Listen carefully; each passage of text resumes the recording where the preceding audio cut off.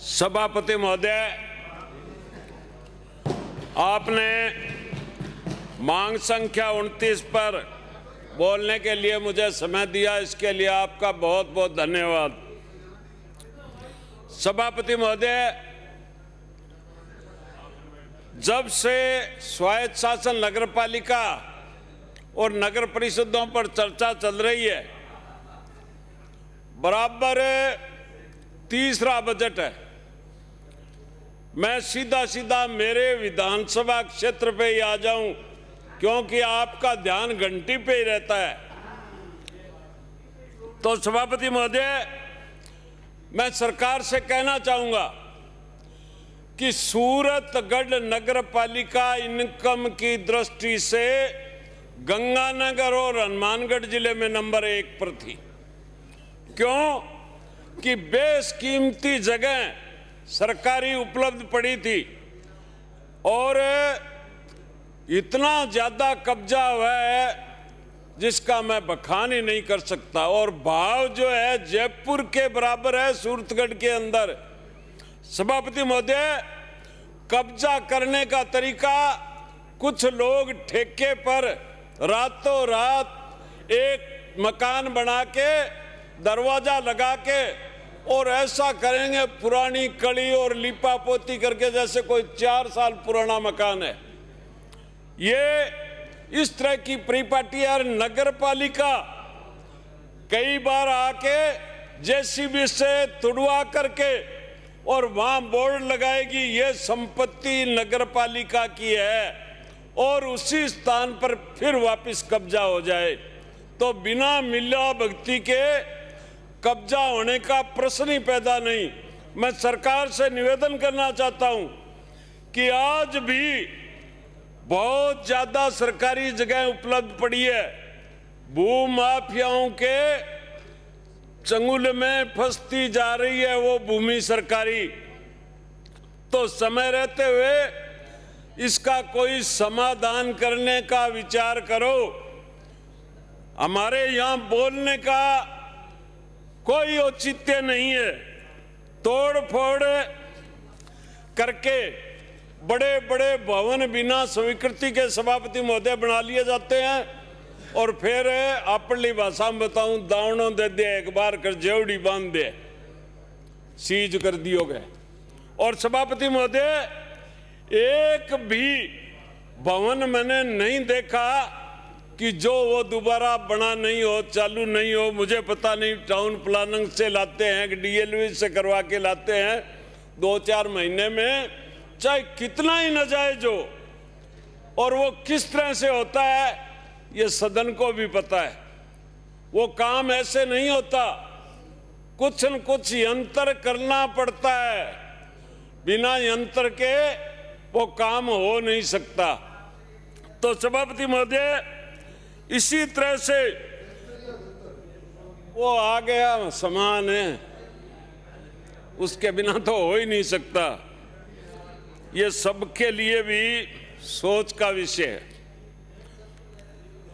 सभापति महोदय, सीवरेज अच्छी स्कीम है, अगर बने तो, अगर जिस तरह का जीस रूल है उसके मुताबिक सीवर लाइन डाली जाए तब तो ये सुखदायी है।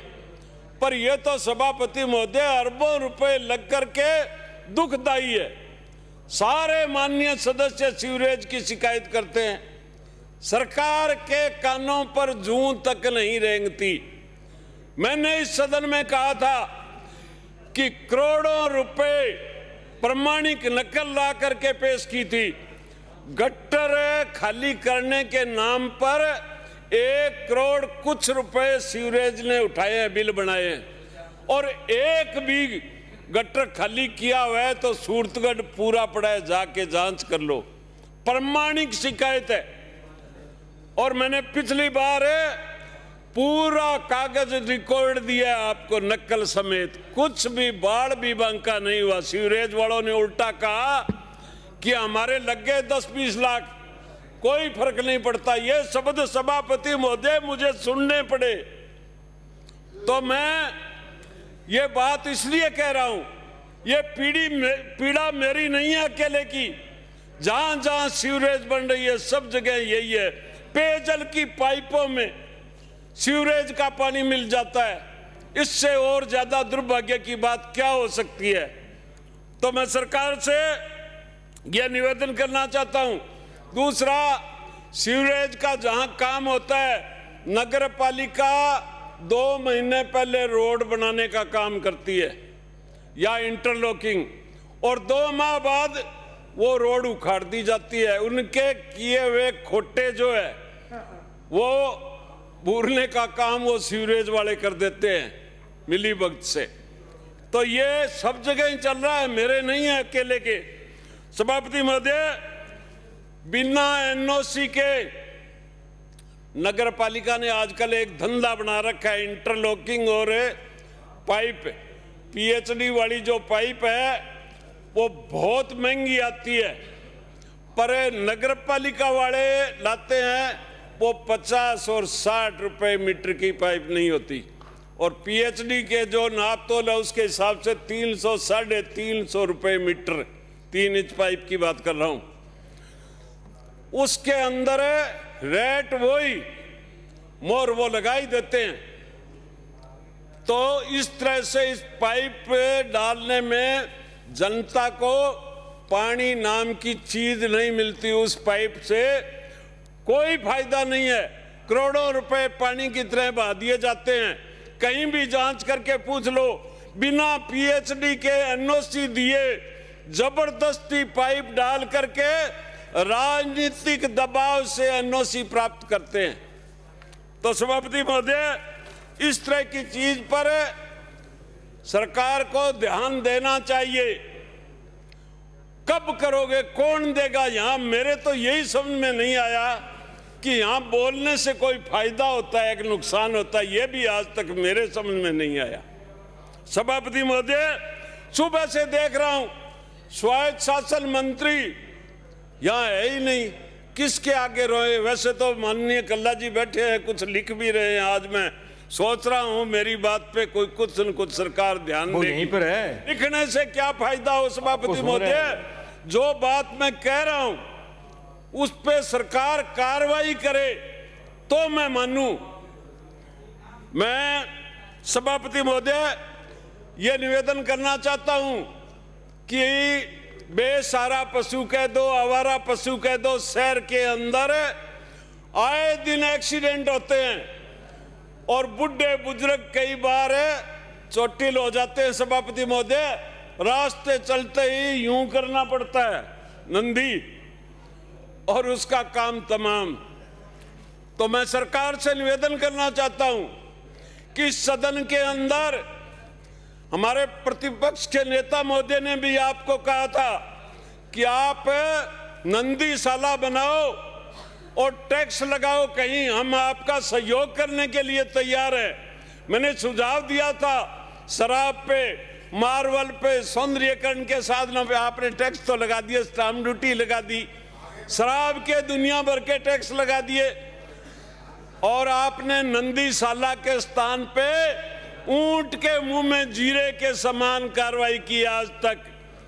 मैं सभापति महोदय आपके माध्यम से सरकार से निवेदन करना चाहता हूं कि आप ये जो बेसहारा पशु है इनका इंतजाम समय रहते हुए करो। 2 मिनट में समाप्त करें। हैं जी, 2 मिनट में समाप्त करें। बस अभी तो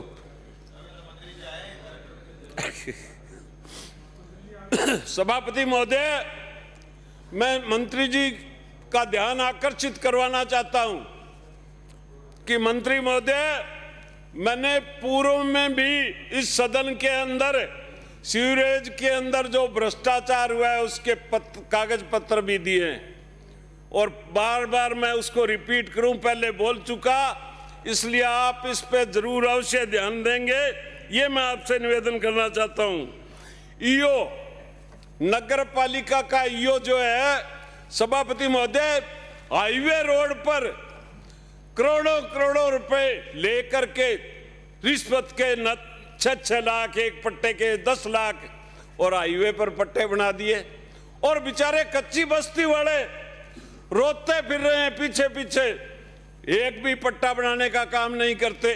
तो मैं सरकार से ये निवेदन करूंगा कि सरकार अभियान चला करके कच्ची बस्तियों के अंदर जनप्रतिनिधियों की देखरेख में, शायद आप सोचोगे कि ये तो अपने फायदे के लिए कह रहे हैं, कोई जनप्रतिनिधि हो वो ध्यान रखेगा जनता का, ये मैं आपसे आग्रह करना चाहता हूं। सभापति महोदय, मास्टर प्लान ये एक इतनी गंदी बीमारी है कि ये छोटे व्यक्ति पर तो लागू है और बड़ा जो भूमाफिया है उस पर ये मास्टर प्लान लागू नहीं है। मेरे सूरतगढ़ शहर के अंदर हॉस्पिटल के लिए भूमि आवंटन करवाई और काम चल रहा है दुकानदारी का, यानी अपने आप ही लैंड यूज चेंज। कहाँ हॉस्पिटल के लिए जगह आवंटन की सरकार ने, कोई धर्मशाला के लिए करता है उसमें दुकानें। तो ये सभापति महोदय अच्छा काम नहीं है। जिस मकसद के लिए भूमि आवंटन की हो उसमें वही कार्य होना चाहिए। सभापति महोदय, मैं सरकार से निवेदन करना चाहता हूं कि नगर पालिका क्षेत्र के अंदर समाप्त करें। वारिस प्रमाण, एक मिनट में समाप्त करें। वारिस प्रमाण पत्र बनाने का काम आज दिन तक नगर पालिका क्षेत्र में नगर पालिका के ईओ, पार्षद, चेयरमैन बनाने का काम करते थे और अब अचानक ऐसी कौन सी प्रॉब्लम आ गई कि सरकार ने ग्राम पंचायतों को निर्देश दे दिया कि आप वारिस प्रमाण पत्र नहीं बना पाओगे और स्वायत्त शासन विभाग ने भी पत्र जारी करके और मना कर दिया कि आप वारिस प्रमाण पत्र नहीं बनाओगे। सभापति महोदय, एडीजे के पास जाके कोई गांव का आदमी प्रमाण पत्र सदस्य वो वारिस प्रमाण पत्र बना सकता है, उसको वकील लूट के खा जाएंगे। तो मैं सरकार से आपके माध्यम से मंत्री महोदय निवेदन करना चाहता हूं कि अगर कोई संशोधन करना हो, जो कुछ करना है वो तो आप जानो, पर मैं आपको ये बात पूरी राजस्थान की समस्या है। लोगों के इंतकाल पड़े हैं 12-12 महीने, 6-6 महीने के, क्यों कि वारिसनामा ही नहीं बनता, तो विरासतन इंतकाल ही रुके पड़े हैं। और भी स्कॉलरशिप लेनी है, कोई हैसियत प्रमाण पत्र बनवाना है तो कहां जाएं? कोर्ट में। समाप्त करें प्लीज। सभापति महोदय, अंत में फिर वही बात, ये जो जनसंख्या का विस्फोट है इसका, हाँ मैं बार बार कह रहा हूं ना, तो कोई न कोई इसके पीछे उद्देश्य है। आपकी सारी स्कीमें कम पड़ती जाएगी, चाहे नगर पालिका हो, चाहे ग्राम पंचायत हो या कोई और हो। पुनः मैं सरकार से मांग करता हूं कि ये जो बेसहारा पशु है शहर के अंदर, इनकी कोई न कोई व्यवस्था करो। सभापति महोदय, बहुत बहुत धन्यवाद। श्री सुरेश टाक।